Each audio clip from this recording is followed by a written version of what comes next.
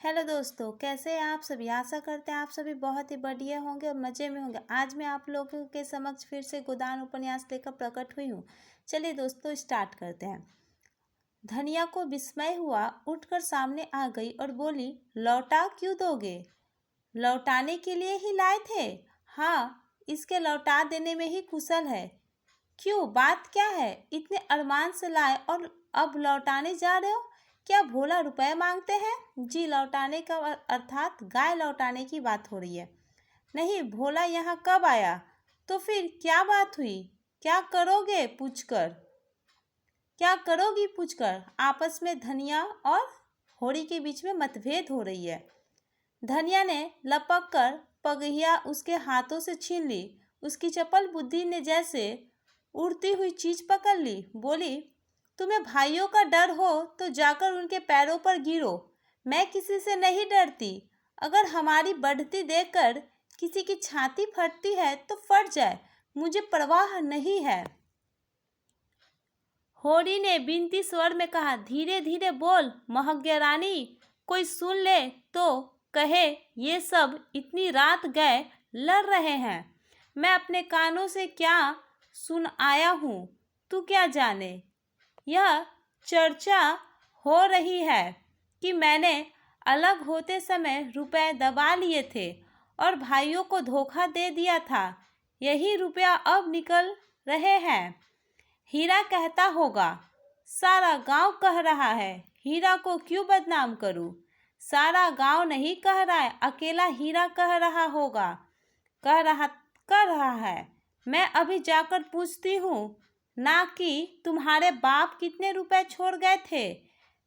दाढ़ी हजारों के पीछे हम बर्बाद हो गए, सारी जिंदगी मिट्टी में मिला दी, पाल पोस कर संडा किया और अब बेईमानी है। मैं कह देती हूँ, अगर गाय घर से बाहर निकली तो अनर्थ हो जाएगा। रख लिए हमने रुपए, दबा लिए, बीच खेत दबा लिए, डंके की चोट कहती हूँ। मैंने हंडे भर असरफिया छिपा ली। हीरा और शोभा और संसार को जो करना हो कर ले, क्यों ना रुपए रख ले। दो दो सांडों का व्यवहार किया नहीं किया, गौना नहीं किया।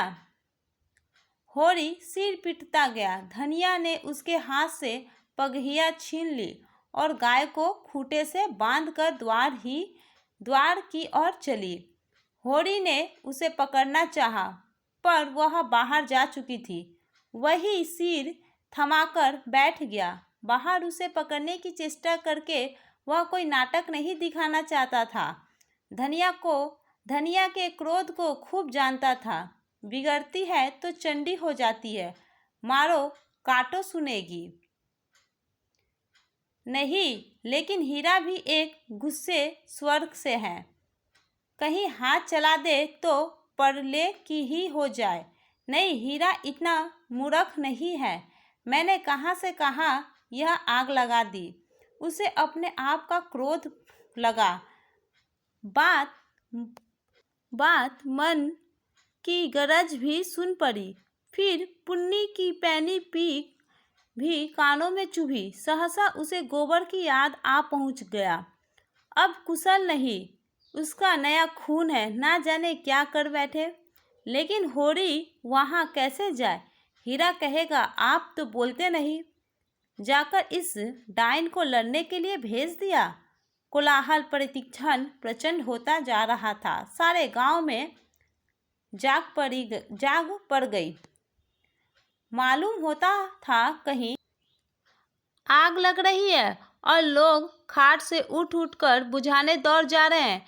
इतनी देर तक वह जबत किए बैठा रहा। फिर ना नहीं रहा गया तो धनिया पर क्रोध आया, पर वह क्यों चढ़कर लड़ने गई? अपने घर में आदमी ना जाने किसको क्या कहता है। अब तक कोई मुंह पर कोई बात ना कहे, यही समझना चाहिए कि उसने कुछ नहीं कहा। होरी की कृषक प्रकृति झगड़े से भागती थी। चार बातें सुनकर गम खा जाना इससे कहीं अच्छा है कि आपस में तनाज हो, कहीं मारपीट हो जाए। तो थाना पुलिस हो, बंधे बंधे फिरो, सबकी चिरोरी करो,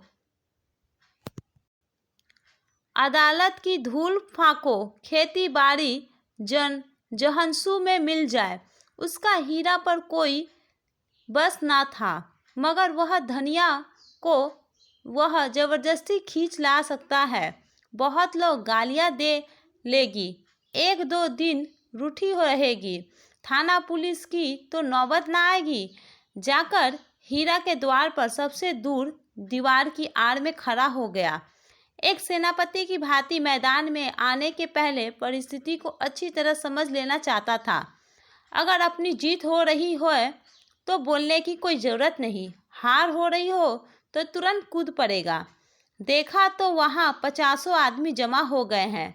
पंडित, दाता दीन, लाला पटेश्वरी, दोनों ठाकुर जो गांव के कर्ता धर्ता थे, सभी पहुँचे हुए हैं। धनिया का पल्ला हल्का हो रहा है। उसकी उग्रता जनमत को उसके विरुद्ध किए देती है। वह रणनीति में कुशल ना थी, क्रोध में ऐसी जली कटी सुना रही थी कि लोगों की सहानुभूति उससे दूर होती जाती थी। वह गरज रही थी, तू हमें देखकर क्यों जलता है? हमें देखकर क्या तेरी छाती फटती है? पाल पोस कर जवान कर दिया, वह इसका इनाम है। हमने ना पाला होता तो आज कहीं भीख मांगते होते, रुख की छाह भी ना मिलती। होरी को ये सब जरूरत से ज़्यादा कठोर जान पड़े। भाइयों का पालन पोषण तो उसका धर्म था, उनके हिस्से की जायदाद तो उसके हाथ में थी। कैसे ना पालता पोसता, दुनिया में कहीं मुंह दिखाने लायक रहता? हीरा ने जवाब दिया, हम किसी का कुछ नहीं जानते। तेरे घर में कुत्तों की तरह एक टुकड़ा खाते थे और दिन दिन भर काम करते थे, जाना ही नहीं कि लड़कपन और जवानी कैसे होती है। दिन दिन भर सूखा गोबर बिना करते थे, उस पर भी तू बिना 10 गाली दिए रोटी ना देती थी। तेरी जैसे राक्षसनी के हाथ में पड़कर जिंदगी तलख हो गई। धनिया को भी तेज हुई, जवान संभाल, नहीं जीभ खींच लूंगी। राक्षसनी तेरी औरत होगी, तू है किस फेर में मुंडी काटे, टुकड़े खोर नमंखरान। दाता दीन ने टोका, इतना कटु वचन क्यों कहती है धनिया? नारी का धर्म है कि गम खाए, वह तो उजरत है, क्यों उसके मुंह लगती है? लाला पटेश्वरी पटवारी ने उसका समर्थन किया। बात का जवाब क्या है? गाली नहीं। तू लड़कपन में उसे पाला पोसा, लेकिन यह क्यों भूल जाती है कि उसकी जायदाद तेरे हाथ में थी? धनिया ने समझा सब के सब मिलकर मुझे नीचा दिखाना चाहते हैं। चौमुख लड़ाई लड़ने के लिए तैयार हो गई। अच्छा रहने दो लाला, मैं सबको पहचानती हूँ, इस गांव में रहते 20 साल हो गए, एक एक की नस नस पहचानती हूँ। मैं गाली दे रही हूँ, वह फूल बरसा रहा है, क्यों? दुलारी सवाई ने आग में घी डाला, बाकी बड़ी गाल दराजा औरत है भाई, मर्द के मुंह लगती है। होरी ही जैसा मर्द है कि इसका निवाह होता है, दूसरा मर्द होता तो एक दिन ना पड़ती। अगर हीरा इस समय जरा नर्म हो जाता तो उसकी जीत हो जाती, लेकिन ये गालियां सुनकर आपे से बाहर हो गया। औरों को अपने पक्ष में देखकर वह कुछ शेर हो रहा था। गाल फाड़ कर बोला, चली जा मेरे द्वार से, नहीं जूतों से बात करूंगा, झोंटा पटक कर उखाड़ लूंगा। गाली देती है डाइन, बेटे का घमंड हो गया है खून। ... पासा पलट गया। होरी का खून खौल उठा, बारूद में जैसे चिंगारी पड़ गई हो। आगे आकर बोला, अच्छा बस अब चुप हो जाओ हीरा, सब नहीं सुना जाता, अब नहीं सुना जाता। मैं इस औरत को क्या कहूँ? जब मेरी पीठ में धूल लगती है तो उसी के कारण, ना जाने क्यों इससे चुप नहीं रहा जाता है। चारों ओर से हीरा पर बौछार पड़ने लगी। दाता दीन ने निर्जज कहा। पटेश्वरी ने गुंडा बताया। झिंगुरी सिंह ने शैतान की उपाधि दी।